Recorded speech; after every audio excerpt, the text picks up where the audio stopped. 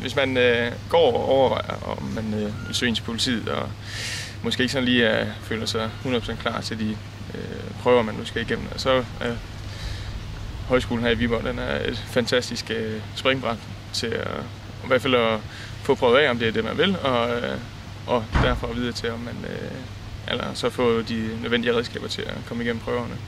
Det er der optimale forhold til og omgivelser til at få styr på.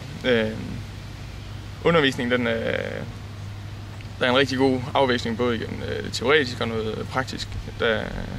Altså den fysiske del, den fysiske prøve, den kan man uden tvivl nå at blive klar til, hvis man vil det, mens man er elev her. Så kan man, hvis man vælger paslinjen, så skal man ikke være bange for, at man ikke bliver en, hvad skal man sige, traditionel højskoleelev. Man er lige så stor en del af fællesskabet, som havde man været en gymnast eller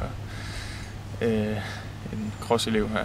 Der er ikke nogen forskel. Man har mange fag på tværs af linjerne, så det er svært lige umiddelbart at skelne, om man er politiaspirant, eller om man er springer, eller svømmer, eller hvad man nu er. Så det er en stor fordel i hvert fald.